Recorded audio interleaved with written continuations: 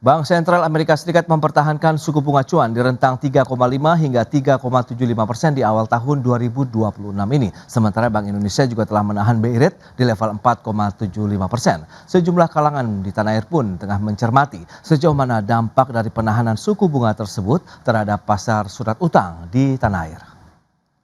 At today's meeting, the committee decided to maintain the target range for the federal funds rate at 3.5 to 3.75%. Since last September, we have lowered our policy rate 75 basis points, or 0.75 percentage point, bringing it within a range of plausible estimates of neutral. This normalization of our policy stance should help stabilize the labor market while allowing inflation to resume its downward trend toward 2%. Demikian pernyataan Gubernur Bank Sentral Amerika Serikat The Federal Reserve Jerome Powell yang menyampaikan hasil pertemuan Bank Sentral Amerika Serikat Federal Open Market Committee atau FOMC meeting pada Kamis lalu yang memutuskan untuk mempertahankan suku bunga acuan di level 3,5 hingga 3,75%. Keputusan tersebut berdasarkan sejumlah indikator mulai dari aktivitas ekonomi, kondisi lapangan kerja, dan inflasi. Dengan demikian, keputusan The Fed ini juga mengakhiri tren pemangkasan suku bunga acuan dalam 3 pengumuman hasil rapat sebelumnya. Sementara itu, Bank Indonesia sepekan sebelumnya juga telah mempertahankan suku bunga acuan atau BI Rate di level 4,75%, sehingga membuat level tersebut bertahan selama 5 bulan beruntun. Memutuskan untuk mempertahankan BI Rate sebesar 4,75%, suku bunga deposit facility tetap sebesar 3,75%, dan suku bunga lending facility tetap sebesar 5,50%. Keputusan ini konsisten dengan fokus kebijakan saat ini, yaitu pada upaya stabilisasi nilai tukar rupiah dari dampak meningkatnya ketidakpastian global, guna mendukung pencapaian sasaran inflasi 2026-2027 dan mendorong pertumbuhan ekonomi. Di sisi lain, keputusan The Fed untuk mempertahankan suku bunga acuan dinilai akan berdampak terhadap ekonomi Indonesia, salah satunya pasar surat utang atau obligasi. Selain itu, berpotensi menahan aliran modal asing masuk Indonesia, meningkatkan volatilitas, serta mempengaruhi imbal hasil atau yield obligasi di dalam negeri. Jakarta, Tim Liputan IDX Channel. Ya, pemirsa, untuk membahas tema kita kali ini, kebijakan Bank Sentral Amerika Serikat dan pasar obligasi Indonesia, kita sudah tersambung melalui Zoom bersama dengan Bapak Salvian Fernando, Head of Research and Market Information Unit dari Penilai Harga Efek Indonesia PHI. Langsung saja kita sapa ini. Halo, Pak Salvian, apa kabar? Apa kabar? Kabar baik, Mas Pras. Kabar baik juga, terima kasih atas waktu yang disempatkan. Itu dia tadi sudah disampaikan ya, Bank Sentral Amerika Serikat juga sudah mempertahankan suku bunga acuannya, sementara Bank Indonesia sebelumnya juga sudah mempertahankan di 4,75%. Nah, sebelum membahas lebih jauh, bagaimana sih pandangan PHI ya terkait dengan kondisi dari pasar surat utang begitu di pasar global dan juga Indonesia, kalau nanti kita akan coba kaitkan dengan pergerakan suku bunga acuan di Amerika Serikat dan Indonesia ini. Pak Salvian, silakan. Ya. Dari PHI sendiri menilai memang kondisi kebijakan moneter baik itu dari Bank Sentral maupun dari Bank Indonesia itu memang relatif sesuai dengan prediksi kami, di mana memang banyak konsensus dan juga analis memprediksi bahwa pemangkasan suku bunga di tahun ini mungkin cenderung lebih terkendali dan tidak seagresif di tahun 2025. Dan memang kita juga melihat kalau kondisi pasar sepanjang awal tahun dan sejak dari Desember sampai dengan Januari akhir itu cukup terkendali. Memang ada sedikit penurunan di harga obligasi, tapi kalau kami PHI menilai itu wajar terjadi karena kita melihat tahun 2025 kenaikan yang terjadi di harga obligasi itu sudah sangat signifikan dan wajar kalau ada cooling down terlebih dahulu di market, Mas Pras. Oke, itu dia ya terkait dengan kondisi, berarti memang geopolitik, geoekonomi yang masih dicermati ya oleh para pelaku pasar begitu. Lantas seberapa besar kalau kita bicara mengenai sensitivitas pasar obligasi Indonesia terhadap perubahan kebijakan suku bunga Bank Sentral Amerika Serikat yang tadi sudah disampaikan masih bertahan di 3,5 sampai dengan 3,75% begitu, Pak Salvian? Ya, kalau ditanya seberapa sensitif, memang tentu kebijakan moneter itu menjadi salah satu hal yang paling mempengaruhi pasar obligasi baik itu global maupun Indonesia. Oke. Jadi kalau kita tanya sensitif, memang sangat sensitif dan sangat berpengaruh. Tapi sensitivitasnya seberapa banyak kita tidak bisa bilang karena bervariasi dan tergantung berbagai kondisi yang lainnya. Cuman kalau kita perhatikan di saat ini, pasar itu lebih memperhatikan seberapa lama kebijakan moneter ini akan bertahan, terutama di level 3,5 sampai 3,75% ini, dan terutama kita juga akan menyimak pergantian kepala atau ketua The Fed yang baru dari Jerome Powell menjadi ketua yang baru, dan itu kita mungkin akan melihat ada perbedaan sudut pandang dari segi kebijakan moneter kah atau akan tetap sama sesuai dengan prediksi. Itulah yang memang dinanti pasar dan itu lebih berpengaruh dibandingkan dengan keputusan di Januari kemarin bahwa The Fed masih tetap mempertahankan suku bunganya. Itu sih, Mas Pras. Berarti memang lagi-lagi masih mencermati proses pergantian dari Gubernur Bank Sentral di Amerika Serikat begitu ya. Nanti akan seperti apa, apakah kebijakan juga akan berubah atau tidak. Nah, kalau kita tarik ke Indonesia sendiri, di mana Bank Sentral kita begitu, Bank Indonesia juga kan sudah menahan suku bunga kita di 4,75%. Apakah posisi ini, level ini bisa menjaga pasar surat utang juga nih di dalam negeri? Ya, kalau kita melihat dari segi keputusan Bank Indonesia untuk mempertahankan suku bunga itu kami kembali lagi bilang itu sesuai dengan prediksi kami juga, karena memang kami melihat ruang dari Bank Indonesia untuk memangkas suku bunga sudah banyak dilakukan di tahun 2025, sehingga di tahun 2026 ini mungkin ruangnya tidak seagresif di tahun 2025. Terutama karena kita melihat tekanan di nilai tukar rupiah itu juga cukup tinggi. Jadi sehingga kalau pemangkasan suku bunga masih mau dilakukan, ada resiko di nilai tukar yang perlu dijaga oleh Bank Indonesia. Nah, tapi kita melihat kembali respon pasar, ternyata memang pasar obligasi Indonesia cukup resilient dengan kita melihat kestabilan makroekonomi di Indonesia yang sangat baik dan cukup terkendali. Makanya kita lihat di impact-nya di pasar obligasi Indonesia tidak mengalami penurunan harga yang cukup signifikan. Dan bahkan kita bisa bilang ini cukup stabil di bulan Januari ini, Mas Pras. Oke, cukup stabil di awal tahun. Kita akan cermati sejauh mana juga dampak pergerakan imbal hasilnya atau yield dari surat utang dan juga obligasi korporasi di dalam negeri di segmen berikutnya. Pak Salvian, kita akan jeda dulu sebentar ya. Baik pemirsa, jam beranjak dari tempat Anda, kami akan segera kembali usai pariwara berikut ini. Ya, terima kasih Anda masih bergabung bersama kami dalam Market Review. Dan berikut ini kami sampaikan data. Kita akan cermati bersama seperti apa pergerakan dari suku bunga acuan dari Bank Sentral Amerika Serikat, Fed Funds Rate. Ini dia, seperti yang bisa Anda saksikan di layar televisi Anda.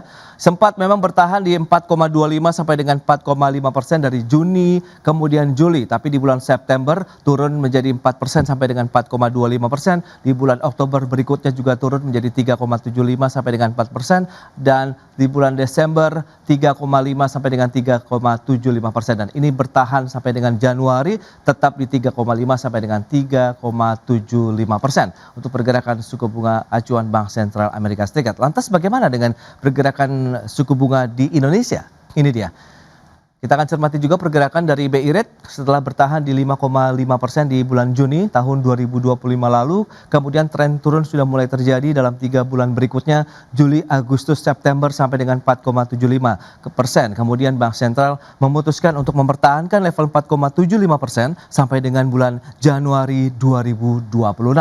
Itu dia update dari pergerakan suku bunga acuan BI Rate. Lantas bagaimana dengan imbal hasil dari surat utang negara Indonesia? Ini dia, kita akan lihat yield obligasinya untuk tenor 1 tahun sampai dengan 10 tahun per 30 Januari kemarin tercatat untuk yang tenor 1 tahun 4,4%. Kemudian di 5 tahunnya 5,8% dan di 10 tahun tenornya di 6,37%. Memang kalau kita cermati ada kenaikan dibandingkan dengan hari sebelumnya ya di bulan yang sama tanggal 29 Januari, kecuali di tenor 10 tahun dari 6,39 turun menjadi 6,37%.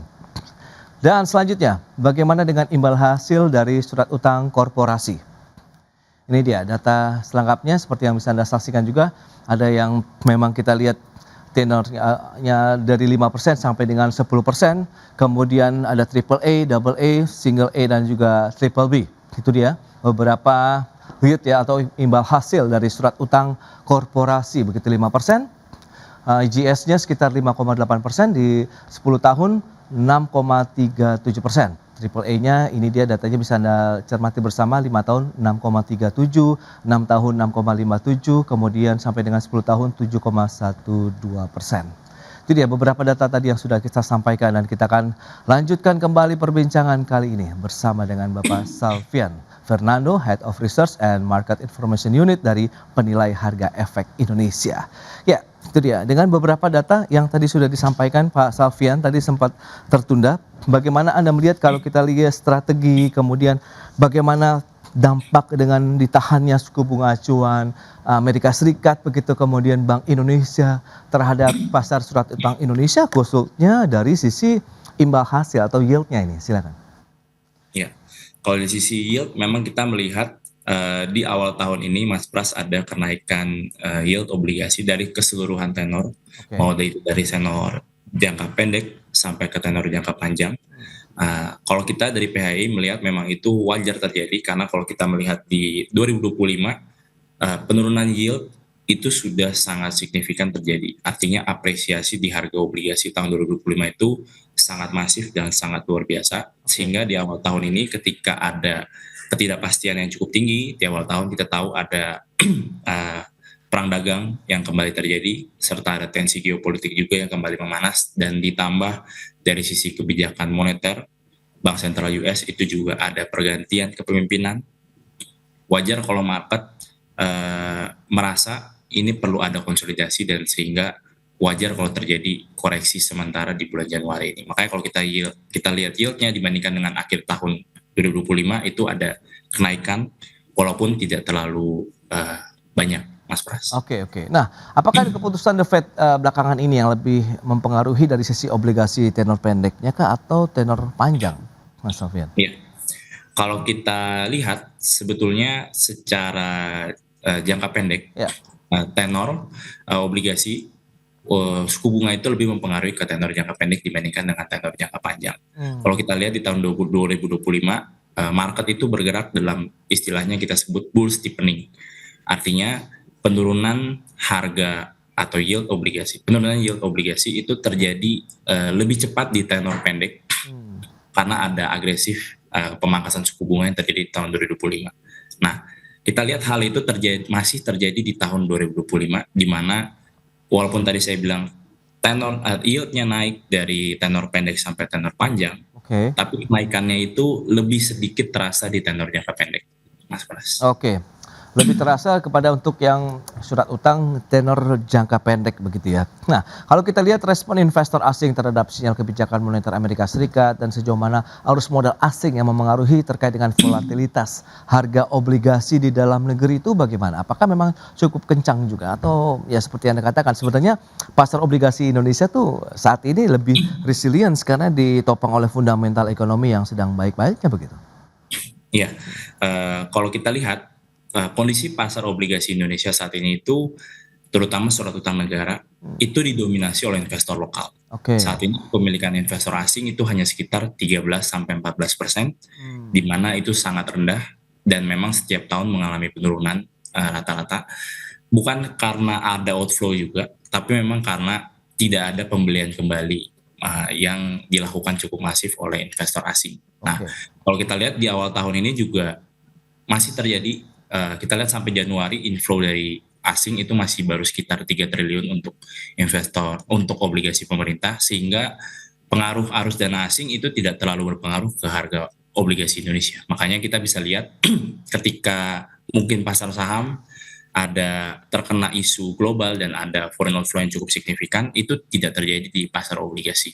Karena keadaan posisi kepemilikan investornya itu sangat berbeda dengan saham, Mas Pras. Nah, itu posisi yang menguntungkan tidak bagi pasar surat utang Indonesia kalau memang tadi dari sisi kepemilikannya lebih banyak didominasi oleh investor lokal atau domestik begitu, Mas Alfian? Ya, kalau kita melihat itu bentuk yang positif, artinya memang investor lokal percaya dengan instrumen obligasi pemerintah Indonesia dan memang itu juga ditopang dengan kestabilan makroekonomi dan juga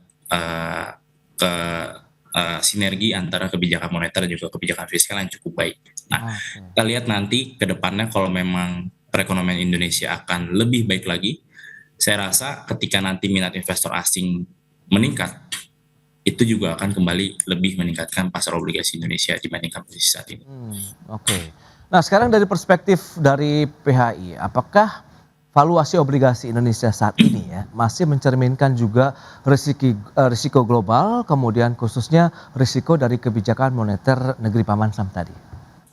Ya, secara umum kalau kita bilang dari sisi valuasi, sebetulnya kita kan membandingkan dengan rating negara kita yang triple B Oke. dan juga posisi surat hutang patokan di global yaitu Amerika Serikat. Kalau kita lihat spread antara US Treasury 10 year dengan Indonesia 10 year government bonds itu memang beberapa tahun terakhir mengalami penurunan spread.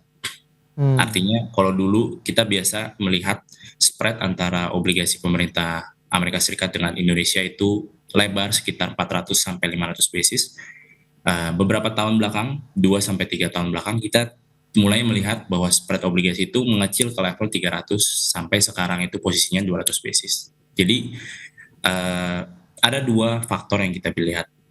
Memang satu tadi kepemilikan obligasi Indonesia memang ditopang oleh investor lokal sehingga kita bisa lihat confidence dari lokal investor itu lebih tinggi terhadap obligasi pemerintah Indonesia dan faktor yang lain juga yang kita lihat adalah US Treasury yang mengalami kenaikan yield juga signifikan dalam beberapa waktu terakhir. Jadi kalau kita lihat dari posisi risikonya, kita bisa bilang Indonesia ada di posisi yang cukup bagus karena spread-nya mengalami penurunan, artinya kita bisa dibilang lebih diapresiasi dibandingkan dengan sebelumnya dan memang dari sisi obligasi global juga saat ini juga sedang dalam konsolidasi yang mungkin akan ada outflow dari US ke beberapa negara lain. Gitu. Oke, itu dia berarti memang menjadi lebih kompetitif ya dengan spread yang semakin mengecil ya antara memang pasar obligasi di Amerika Serikat dengan Indonesia. Ini menarik kita cermati. Lantas indikator utama yang saat ini paling diperhatikan oleh pelaku pasar obligasi itu apa saja? Kita akan bahas nanti di segmen berikutnya Pak Salvian. Kita akan jeda kembali sebentar ya. Dan pemirsa tetaplah bersama kami. Baik pemirsa, kita akan lanjutkan kembali perbincangan bersama dengan Bapak Salvian Fernando. Beliau adalah Head of Research and Market Information Unit dari PHEI. Nah, Pak Salvian, kalau kita cermati tadi juga sudah disampaikan data-data terkait dengan yield obligasi pemerintah begitu ya maupun juga obligasi korporasi per 30 Januari 2026 ini. Bagaimana Anda melihat dari yield obligasi yang ditawarkan? Apakah memang ini masih cukup menjadi daya tarik begitu ya bagi para investor domestik maupun dari luar negeri juga begitu?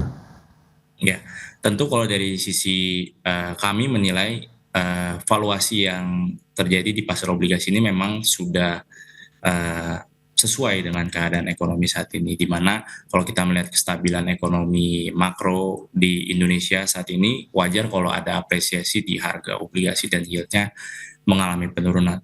Tapi tentu kita terus harus cermati data ekonomi perkembangannya ke depannya seperti apa, dan bukan tidak mungkin apresiasi itu akan lebih terjadi di tahun 2026 kalau kinerja perekonomian makro Indonesia lebih bagus lagi dibandingkan dengan saat ini, Mas Pras. Oke, nah lantas indikator utama yang mungkin paling dicari diperhatikan oleh pelaku pasar modal obligasi, maksud kami pasar obligasi Indonesia begitu, ketika mencermati arah kebijakan The Fed sendiri apa nih kira-kira yang masih mungkin melihat apakah wait and see kah atau kita mesti oke lah kita jalan saja begitu dengan tetap investasi misalnya? Ya, kalau kita lihat di tahun ini sebetulnya pasar itu sangat menanti dan memperkirakan ya arah kebijakan moneter dari Bank Sentral Amerika Serikat. Sebelumnya di akhir tahun kalau kita lihat prediksi dari Fed Fund Rate itu tahun 2026 akan ada pemangkasan 3 kali dengan total 75 basis. Nah, cuman hal itu akan kita terus cermati berdasarkan data-data ekonomi yang berkembang di Amerika Serikat. Apakah nanti kebijakan moneternya akan berubah, terutama dengan pergantian kepemimpinan dari Jerome Powell menjadi Kevin Warsh. Karena kalau ada perubahan sedikit saja dari projection, atau mungkin data-data ekonomi yang berkembang juga berubah, meleset dibandingkan dengan yang sebelumnya, bukan tidak mungkin arah pasar obligasi juga akan berubah. Karena indikator utama dari pasar obligasi tentu adalah suku bunga acuan, baik itu global maupun di dalam negeri dari Bank Indonesia sendiri, Mas Pras. Oke, nah lantas bagaimana peran Bank Indonesia akhirnya untuk meredam tadi dampak kebijakan The Fed sendiri ya terkait dengan stabilitas pasar obligasi kita begitu? Ya, kalau kita lihat dari Bank Indonesia, sebetulnya langkah yang dilakukan sudah bagus. Kita melihat ada sinergi antara kebijakan fiskal dengan kebijakan moneter. Kebijakan fiskal yang pro-growth, Oke. itu kita lihat didukung oleh kebijakan moneter yang juga menurunkan suku bunga. Salah satunya tujuannya adalah untuk mendorong perekonomian Indonesia. Jadi ada sinergi di situ dan kita melihat itu hal positif. Nah, salah satu hal lain yang kita lihat dari langkah Bank Indonesia yang cukup bagus adalah peranan dia dalam menjaga nilai tukar rupiah dan juga likuiditas di pasar. Ya. Itu kami lihat di tahun 2025 berjalan dengan sangat baik dan sampai dengan awal tahun juga kita lihat masih berjalan dengan baik. Jadi kami sih melihat peranan Bank Indonesia ini sangat penting dan memang langkahnya so far sudah tepat dari sisi kami. Oke, dengan tantangan global kemudian bagaimana domestik yang masih cukup seksi, Anda melihat sepertinya adakah pergeseran preferensi ya minat investor lah kalau kita bicara mengenai pasar obligasi, apakah mereka beralih dari obligasi pemerintah misalnya masuk ke dalam obligasi korporasi atau sebaliknya, atau Anda melihat ini normal-normal saja begitu dalam artian untuk pasar obligasi di dalam negeri? Oke. Kalau kondisi pasar di dalam negeri, sebetulnya kalau kita melihat memang sampai saat ini Mas Pras masih didominasi oleh obligasi pemerintah. Oke. Secara total outstanding, pasar obligasi Indonesia itu 90% ada di obligasi pemerintah. Sisanya ada di obligasi korporasi. Jadi memang masih didominasi. Tapi kita lihat tren dari obligasi korporasi setiap tahunnya terus mengalami peningkatan. Bahkan 2025 itu merupakan salah satu merupakan tahun dengan total issuance obligasi korporasi tertinggi dibanding tahun-tahun sebelumnya. Nah, kita melihat tren dari obligasi korporasi yang mengalami peningkatan ini cukup positif dan memang respon market juga positif. Market tuh banyak mencari obligasi korporasi yang menarik karena banyak yang menjanjikan dan memberikan yield yang lebih tinggi tentunya dibandingkan dengan obligasi pemerintah. Oke, berarti dengan target penerbitan surat utang pemerintah di tahun 2026 ini antara 150 sampai dengan 170 triliun ini kansnya masih cukup baik, optimisnya tinggi begitu, Mas Alvin? Iya, sangat tinggi Mas Pras. Oke, nah dengan dinamika global yang masih fluktuatif, sektor ataupun jenis obligasi yang mungkin dinilai paling defensif akhirnya juga menarik bagi investor saat ini yang seperti apa nih? Oke. Tentu kalau dari sisi preferensi defensif, kita selalu rekomendasikan paling awal tentunya adalah obligasi pemerintah.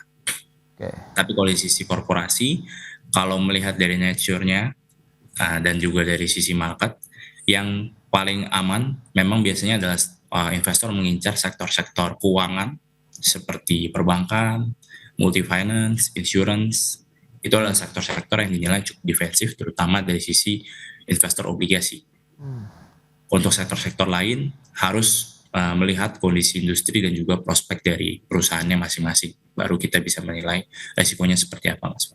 Oke, nah kalau kita cermati ke depan skenario dari kebijakan The Fed tadi begitu, Anda melihat yang paling beresiko bagi pasar obligasi Indonesia apa? Apakah proses pergantian kepemimpinan di sana atau karena tadi fundamental ekonomi kita yang masih cukup kuat akhirnya pemerintah, korporasi maupun masyarakat investor sendiri masih cukup optimis, percaya diri lah di tahun 2026 ini? Ya, kalau kita melihat dari sisi resiko yang sangat mungkin terjadi adalah perubahan arah bank sentral. Kalau misalnya kita tadi sempat mention di tahun 2006 ini prediksinya adalah 3 kali rate cut sampai dengan akhir tahun. Kalau arah itu berubah, misalnya worst case adalah berubah menjadi menaikkan Fed Fund Rate atau stay di level yang sama, mungkin pergerakan pasar obligasi akan sangat berbeda dibandingkan dengan tahun 2025.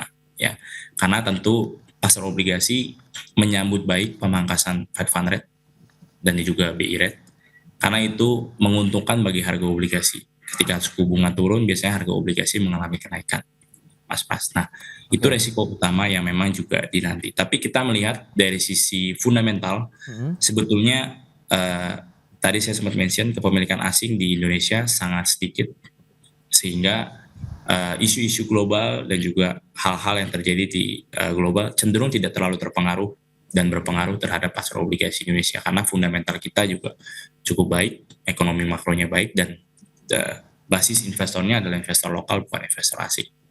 Oke, itu dia ya.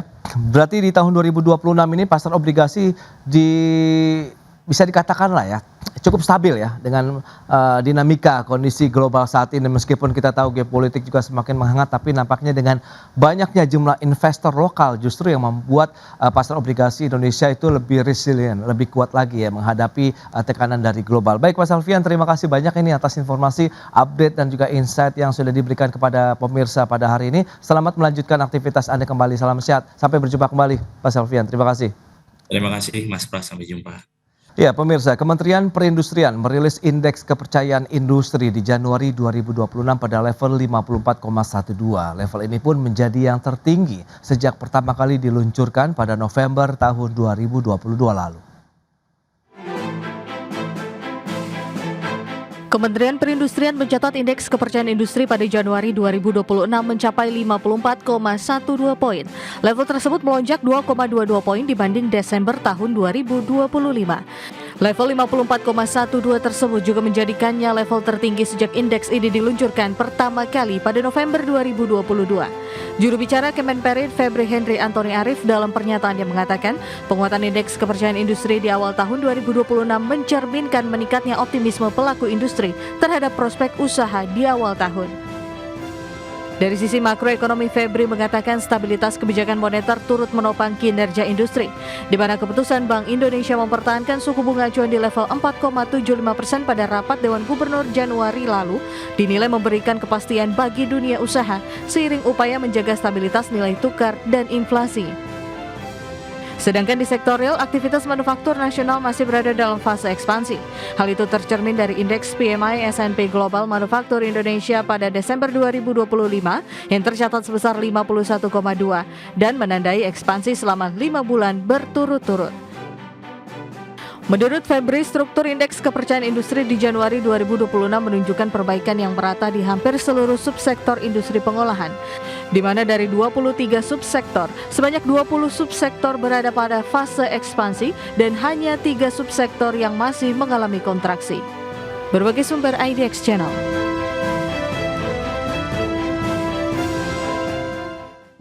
Ya pemirsa, untuk membahas tema kita kali ini, indeks kepercayaan industri pecah rekor di Januari 2026, kita sudah tersambung melalui Zoom bersama dengan Bapak Bob Azam, Ketua Bidang Ketenagakerjaan Asosiasi Pengusaha Indonesia, kemudian Bapak Ebi Junaidi, Chief Economist Samudra Indonesia, dosen FEB Universitas Indonesia. Langsung saja kita sapa. Ini halo Pak Bob, apa kabar Pak? Kabar baik Mas Pras. Baik, terima kasih juga atas waktu yang disempatkan. Pak Ebi apa kabar? Baik Mas Pras, alhamdulillah. Baik, terima kasih. Dan sebelum membahas lebih jauh, seperti biasa kita akan minta review terlebih dahulu dari Pak Ebi nih terkait dengan tadi indeks kepercayaan industri pecah rekor di bulan Januari. Apa yang bisa kita cermati begitu? Adakah faktor-faktor fundamental yang memang yang mendorong dari indeks ini mengalami kenaikan yang signifikan begitu, Pak Ebi? Ya, kalau saya melihatnya ini lebih kepada faktor musiman yang sangat dominan ya. Oke. Jadi antisipasi permintaan menjelang Ramadan dan Idul Fitri 2026 yang kita perkirakan jatuh pada 20 atau 21 Maret 2026. Pelaku industri khususnya subsektor makanan minuman, tekstil dan produk tekstil, pakaian jadi, serta barang konsumsi rumah tangga ini mempercepat produksi dan kemudian menimbun pesanan barunya. Ini kita bisa lihat atau tercermin dari lonjakan signifikan pada komponen pesanan baru, yaitu naik menjadi 55,27%, bahkan lebih tinggi daripada indeks KIK itu sendiri. Dan untuk produksi itu naik tajam menjadi 54,86.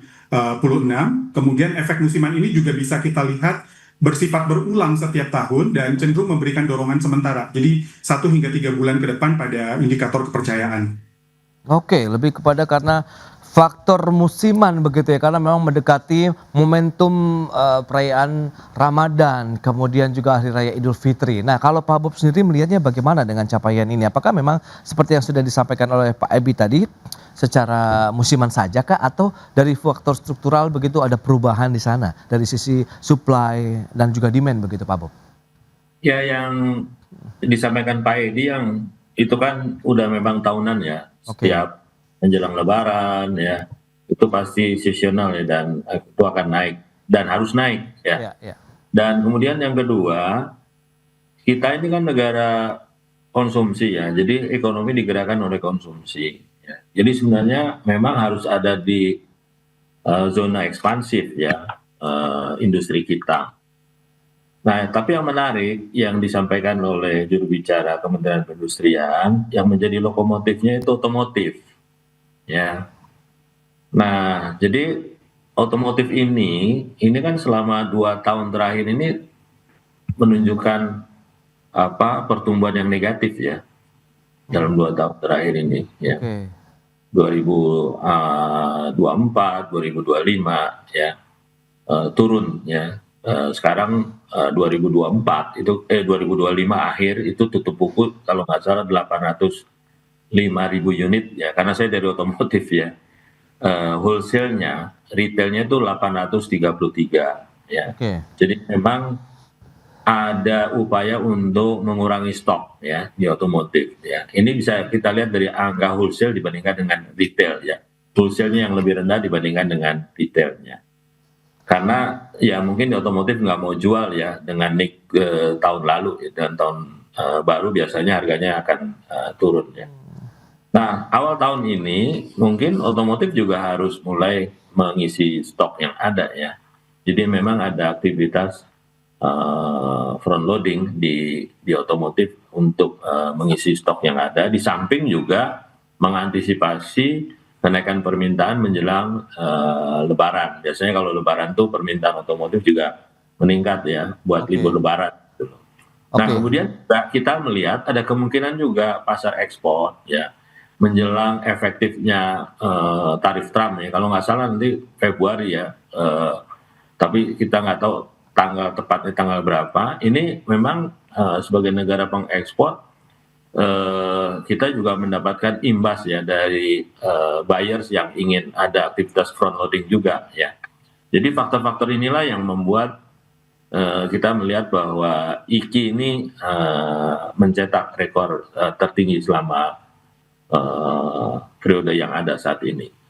Baik, baik. Nah itu dia. Lantas dengan kondisi yang ada dari sudut pandang dunia usaha, adakah peran dari sisi kebijakan pemerintah, kemudian Bank Sentral juga untuk yang kaitannya dengan mendongkrak kepercayaan diri para pelaku usaha begitu tadi? Akhirnya level ekspansinya makin kuat begitu Pak Bob? Ya pasti ada ya, yang kebijakan Bank Indonesia untuk tetap mempertahankan suku bunga, ya di tengah tekanan terhadap rupiah ya, yang sebenarnya cukup berat ya. Nah kemudian juga dari perindustrian, Menteri Perindustrian juga berusaha untuk mendongkrak khususnya di sektor otomotif ya untuk berencana memberikan insentif. Tapi ini nggak boleh terlalu lama nih rencana insentif, kalau terlalu lama orang malah nanti berhenti beli gitu loh ya. Ini justru berakibat negatif. Jadi harus cepat ya pemerintah kalau memang ingin memberikan insentif itu cepat direalisasikan. Kalau terlalu lama ini justru situasinya jadi kontraproduktif. Nah, jadi saya rasa memang ada kontribusi yang dilakukan melalui kebijakan pemerintah, baik dari Kementerian Perindustrian maupun juga di sektor keuangan.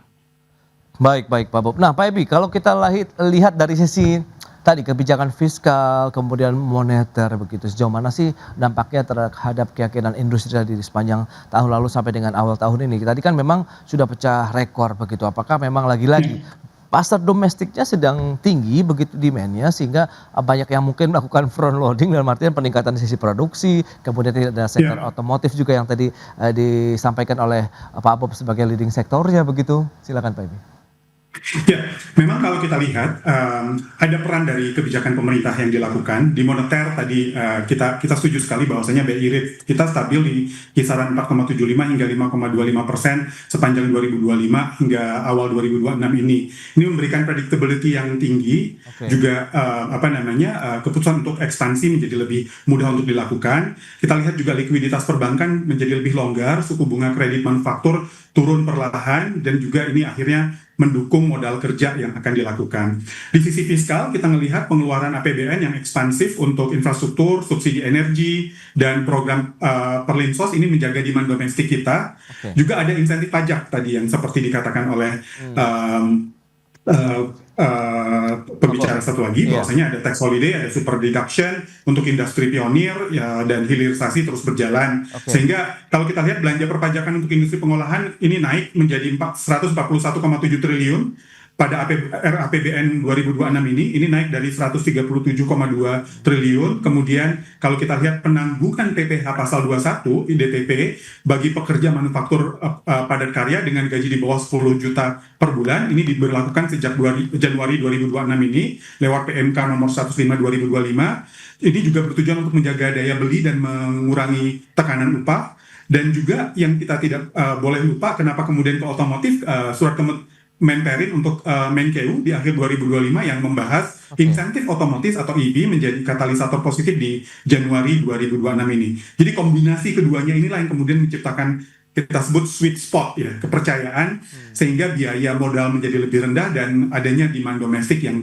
terus terjaga.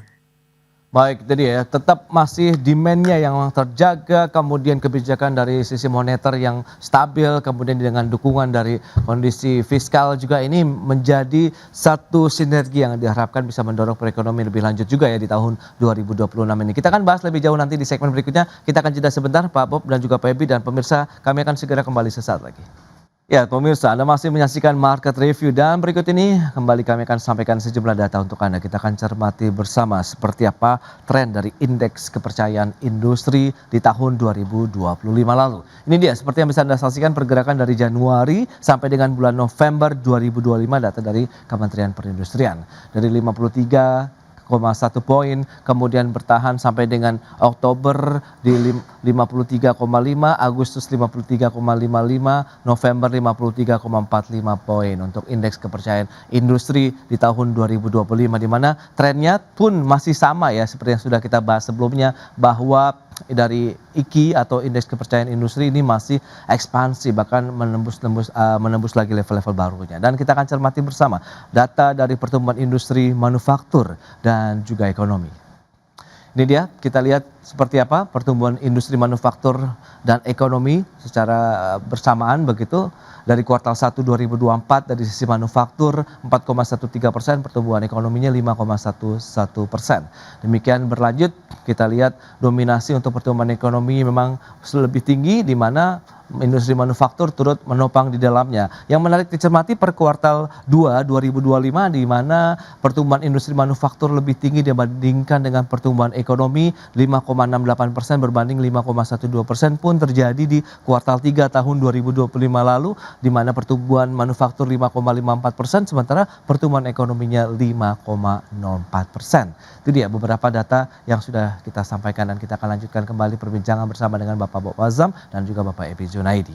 Ya, dengan beberapa informasi yang tadi sudah disampaikan. Nah, Pak Bob, seberapa menarik sebenarnya kalau kita lihat dengan kondisi industri di dalam negeri? Tantangan saat ini yang dihadapi begitu, apakah masih terkait dengan demand? Kemudian kalau kita cermati dari sisi upaya-upaya yang terus dilakukan begitu untuk bisa meningkatkan daya beli masyarakat, ini sudah mulai terasa tidak sih dari sektor industri sambil kita memanfaatkan momentum Ramadan dan Lebaran tahun ini nih Pak Bob?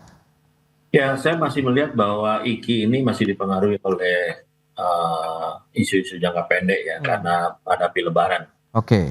Isu jangka menengah panjang ini juga tetap harus kita perhatikan, karena selama ini sektor manufaktur bukan yang nggak tumbuh ya, tumbuh tetapi di bawah pertumbuhan nasional, ya, sehingga kontribusi sektor manufaktur itu lebih rendah dari waktu ke waktu semakin rendah ya, sekarang sekitar 19% ya. Nah, jadi kalau kita bandingkan dengan negara-negara lain, ya seperti Jepang, Korea, Taiwan, ya, Cina, sewaktu mereka tumbuh tinggi, itu kontribusi sektor manufaktur itu bisa sampai 30% lebih gitu loh, ya. Nah, jadi kalau kita nanti ingin tumbuh 8%, ini sektor manufaktur ini harus tumbuh di atas 10%, ya. Kalau enggak, pertumbuhan kita enggak akan ditopang oleh fundamental yang kuat, ya. Jadi PR kita masih bagaimana meningkatkan pertumbuhan sektor manufaktur. Jadi nggak sekedar lebih tinggi dari nasional, tapi menjadi lokomotif ya pertumbuhan nasional, karena sektor manufaktur tetap masih menjadi kontributor utama ya terhadap GDP lebih dari 20%. Nah, jadi ini isu-isu yang memang untuk jangka menengah panjangnya kita harus perhatikan, terutama setelah Lebaran nih. Ya, setelah Lebaran nih nggak ada momentum lagi nih. Ya, jadi Oke, pemerintah harus iya, iya. menciptakan momentum supaya indeks kepercayaan produsen industri ini harus tetap terjaga ya. Apalagi nanti kalau tarif Trump mulai berlaku ya. Yang saya tahu tuh buyers itu udah minta burden sharing. Jadi kalau kenaikan tarif 19%, mereka nggak mau tanggung itu kenaikan 19%. Oke. Sebagian harus ditanggung oleh suppliers ya. Belum lagi tekanan karena pelemahan rupiah ya. Jadi bahan baku juga pasti akan naik. Kemudian juga kenaikan upah ya. Jadi after Lebaran nih sebenarnya PR kita ya. Iya, iya, Jadi iya. kita harus mempersiapkan diri setelah Lebaran ya. Bagaimana create momentum ya supaya industri ini bisa tetap tumbuh. Ya, itu dia menarik ya. Di mana-mana memang banyak yang mengkhawatirkan sekarang ini pasca Lebarannya begitu ya Pak Bob ya. Karena momentumnya Ya, akan panjang sekali ya dari Maret kemudian ya. akan sampai lagi ketemu Nataru begitu. Nah, Ya, lantas kalau dan kita juga hmm, tahu fiskal pemerintah juga kan terbatas ya. ya, ya, ya. Jadi insentif itu yang disebut Pak Edi itu baru rencana Pak Edi, jadi belum terrealisir. Tapi kalau rencananya terlalu lama, ini Ya, bisa ya. kontraproduktif. Orang malah berhenti beli Ya. nunggu insentif datang gitu loh. Nah, Pak Ebi ini bagaimana Anda melihat? Perlu percepatan dari sisi mungkin kita pemetaan terkait dengan industri yang bisa mendapatkan insentif atau tidak. Mengingat tadi, oke lah kita ada kenaikan EKI, tapi seperti yang Anda sampaikan juga tadi ada momentum karena Ramadan dan Lebaran. Nah, Pak Bob justru mengkhawatirkan pasca Lebarannya nih yang harus kita kreasikan lagi nih. Apa yang perlu kita lakukan nih, Pak Ebi? Ya, kalau kita kemudian pengen melihat sektor manufaktur Ya, berperan lebih besar, saya rasa concern yang disebutkan oleh Pak Bob tadi itu menjadi concern yang perlu dilihat lebih dalam gitu ya. baik. Tantangan struktural domestik kita yang sangat signifikan dan ini berpotensi sekali untuk menghambat keberlanjutan momentum positif tersebut gitu. Ya, Nah, tantangan utamanya kalau kita kelompokkan ada beberapa hal. Umpamanya pertama gitu, ketersediaan dan biaya energi industri. Pasokan listrik dan gas industri yang handal serta terjangkau ini tetap menjadi kendala utama, terutama kalau kita lihat di beberapa kawasan industri baru seperti Batang dan Kendal. Kemudian kenaikan tarif listrik non subsidi dan fluktuasi harga gas bumi domestik ini yang dapat juga menekan daya saing kita, khususnya bagi industri padat energi seperti besi baja, kimia, semen, dan keramik. Tidak lupa ada hal yang selalu kita coba untuk tekankan, kesenjangan kualitas SDM dan skill mismatch kita. Ini kurangnya tenaga kerja terampil di bidang teknologi tinggi, otomatisasi, industri 4.0, digitalisasi, AI, robotika gitu. Ini menghambat peningkatan produktivitas kita. Kemudian logistik dan infrastruktur pendukung. Meskipun infrastruktur transportasi kita telah membaik, tapi kalau kita lihat biaya logistik domestik kita masih tinggi. Jadi oke. perhitungannya ada yang menyatakan sekitar 23 hingga 24% dari PDB dan ini sangat jauh ya di atas negara-negara ASEAN kompetitor kita. Kemudian akses pembiayaan jangka panjang bagi UMKM terutama. Perusahaan menengah dan kecil sangat kesulitan memperoleh kredit investasi dengan suku bunga kompetitif dan tenor yang cukup panjang, meskipun sebenarnya likuiditas perbankan sekarang sudah lebih longgar. Terakhir ada beberapa hal, ketergantungan impor kita terhadap bahan baku, untuk bahan baku dan untuk komponen menengah tinggi kita. Tingkat kandungan domestik atau TKDN masih rendah pada sektor elektronik kita, otomotif komponen kompleks dan juga mesin presisi, sehingga rentan terhadap fluktuasi nilai tukar dan gangguan rantai pasok global. Dan yang terakhir sekali, jangan lupa bahwasanya persaingan dengan produk impor murah dan dumping ini terus menjadi ancaman yang mungkin ada di 2026 ini. Banjir produk impor berharga rendah, terutama dari Cina, terus menekan subsektor tekstil dan alas kaki, juga furniture dan barang konsumsi ringan. Meskipun ada upaya untuk pengawasan perdagangan yang lebih baik. Oke. Nah, Pak Bob, kalau kita cermati dengan beberapa tantangan yang tadi sudah disampaikan Pak Ebi tadi ya, ada biaya logistik tinggi, akses pembiayaan jangka panjang, kemudian ada ketergantungan impor bahan baku dan juga bagaimana impor murah persaingan begitu dan dumping di dalamnya ini. Apakah nanti akan menambah tekanan terhadap industri manufaktur kita di tahun 2026 ini, atau teman-teman dari Apindo dan pengusaha lainnya sudah memiliki strategi khusus dan ada mitigasinya begitu Pak Bob? Ya pasti tantangan seperti yang sampaikan Pak Edi ya. Cuma kita harus buat prioritas. Misalnya contoh di industri ya. Memang sektor hulu kita itu masih tergantung oleh barang import ya. Tapi jangan sampai bahan baku dibatasi, akhirnya kita tidak bisa berproduksi. Ini malah getting worse gitu loh ya. Oke. Jadi kita memang harus bangun sektor hulu itu melalui pengembangan economic scale dari industri, bukan dengan menghambat bahan baku import ya. Nah sekarang yang paling banyak dikeluhkan oleh teman-teman di sektor industri, ini bahan baku malah ditahan, tapi produk jadi masuk. Oke. Ini justru kontroversi ya bagi industri. Kita harus bangun lah industri pemrosesan ya. Tapi kita nggak apa-apa untuk tahap-tahap awal import bahan baku, import mesin ya. Sebagai salah satu contoh kan belanja mesin ini meningkat nih ya. Ini kan menunjukkan bahwa ada upaya untuk memperbaiki. Ya banyak industri-industri kita yang mesinnya sudah lama, yang sudah tua. Kemudian juga ada upaya juga meningkatkan otomatisasi sehingga kelihatan ya walaupun IKI-nya naik, PMI-nya naik masih terjadi PHK ya. Oke. Karena industri yang ada mungkin dia berusaha untuk meningkatkan produktivitasnya dengan meningkatkan otomatisasi. Jadi even demand-nya naik tapi pemutusan hubungan kerja akan terjadi karena ada efisiensi. Apalagi kenaikan upah minimum ya yang lalu itu yang 7%, sedangkan produktivitas kita cuma naik 2%. Jadi ada selisih 5% per tahun ya. Dan kalau ini berlangsung terus-menerus katakanlah 10 tahun itu 50% sendiri itu tekanannya. Sehingga ini akan mendorong perusahaan untuk melakukan otomatisasi ya. Nah, kemudian juga mengenai skill ya tenaga kerja juga memang kita harus ada kebijakan yang jelas ya. Sekarang kan kebijakannya ada dana abadi untuk LPDP, tapi dana yang dialokasikan untuk pekerja manufaktur kita ya, blue collar kita itu hampir nggak ada gitu loh. Dana pelatihan sangat tergantung kepada perusahaan, sedangkan perusahaan kita 95% adalah usaha kecil. Nah, jadi pemerintah juga harus mulai memperhatikan, mengalokasikan funding ya untuk tenaga kerja kita yang di blue collar itu untuk pindah pekerjaan, misalnya dari operator dia pindah menjadi mekanik ya, dari mekanik menjadi technician ya, itu harus dibangun pathway-nya ya, tidak seperti sekarang sekali dia masuk jadi operator sampai pensiun jadi operator ya. Oke. Dan masuk jadi driver sampai pensiun jadi driver. Jadi kurang memfasilitasi pelatihan-pelatihan yang memungkinkan pekerja kita tuh pindah dari satu pekerjaan yang value-nya lebih rendah ke value-nya yang lebih tinggi. Nah, tapi sekarang kelihatan pemerintah ingin mengejar pendapatan pekerja kita dengan kenaikan upah minimum. Ini yang menurut saya kebijakan yang salah, ya salah kaprah gitu loh.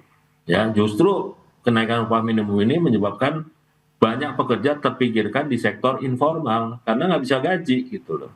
Ya, nah ini justru kontraproduktif. Kalau kita ingin meningkatkan kesejahteraan pekerja, mereka harus pindah pekerjaan dari pekerjaan-pekerjaan yang sederhana menjadi pekerjaan-pekerjaan yang punya nilai tambah yang lebih besar. Nah ini yang kita belum lihat strategi peningkatan produktivitas melalui peningkatan skill para pekerja. Kita juga banyak loh mengirim tenaga kerja ke Jepang ya. Mereka di sini dikasih skill mengenai contoh pengelasan bawah laut ya. Begitu sampai ke Jepang gajinya mungkin 30 juta, 40 juta. Tapi untuk skill itu mereka juga membutuhkan biaya yang tidak sedikit, 50 sampai 80 juta. Nah, sekarang kalau untuk pekerja dari mana dia bisa dapat modal seperti itu?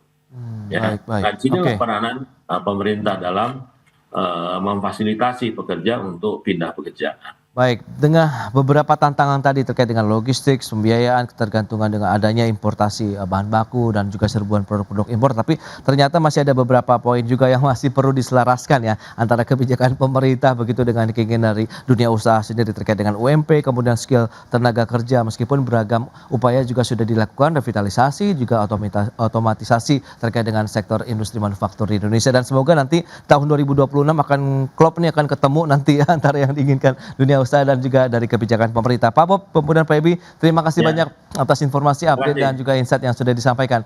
Selamat melanjutkan aktivitas Anda kembali. Salam sehat, sampai berjumpa kembali. Pak Bob, Pak Ebi, terima kasih. Terima kasih. Sampai jumpa Mas Pras, terima kasih. Mas Pras. Baik pemirsa, 1 jam sudah saya menemani Anda dalam market review dan perbaharui terus informasi Anda hanya di IDX Channel, your trustworthy and comprehensive investment reference. Karena urusan masa depan harus ke depan, aku investor saham. Saya Prasetyo Wibowo beserta seluruh kerabat kerja yang bertugas pamit undur diri. Terima kasih, sampai jumpa.